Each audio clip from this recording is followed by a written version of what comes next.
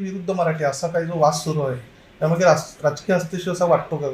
नक्कीच आहे कुठेतरी काही मुद्दामून काही समाजांना ते तसे शांतताप्रिय समाज आहेत त्यांना उद्युक्त केलं जातं असं दिसतंय. आणि कारण ते तसे शांतताप्रिय व्यापारी समाज आहेत तर त्यांच्यामधून अचानक गेल्या काही वर्षांमध्ये अशा पद्धतीच्या गोष्टी केलं जाणं हे काही अपेक्षित नाही आहे. त्यामुळे त्यांना कुठल्या तरी राजकीय पक्षाकडूनच त्या पद्धतीने करण्यासाठी कोणीतरी लोक सांगत असावेत.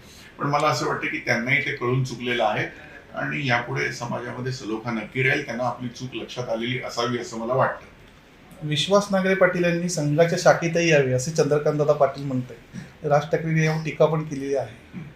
राजसाहेबांनी त्याच्याबद्दल जे काही पक्षाचं मत होतं, राजसाहेबांसाठी आमचं मत वेगळं असण्याची त्याचं काही कारण नाही. त्यामुळे त्यांनी जे मत त्याबद्दल व्यक्त केलं, त्यांनी त्याच्यावरती काही लिहिलं होतं, ट्विट केलं होतं, तेच आमचं सगळ्यांचं मत आहे.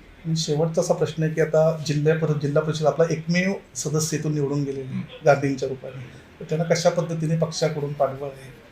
नक्कीच आहे, एकमेव आलेलं आहे. माझ्या दृष्टीने आनंदाची गोष्ट आहे आणि पुढच्या येणाऱ्या सर्व निवडणुकांमध्ये ती संख्या वाढलेली असेल. एक असला तरी सुद्धा अतिशय चांगलं काम करतोय. लोकांमध्ये त्याच्याबद्दल खूप चांगली भावना आहे आणि येणाऱ्या भविष्यकाळामध्ये ज्या ज्या इथे कुठल्या निवडणुका होतील, निवडणुकीला वेळ आहे मला माहिती आहे, पण तरी ज्या कुठल्या जवळपास छोट्या मोठ्या निवडणुका होतील त्याच्यामध्ये आम्हाला अधिक चांगला प्रतिसाद मिळेल आणि संख्येने सुद्धा आमचे लोक अधिक मोठ्या संख्येने निवडून जातील याची मला खात्री आहे.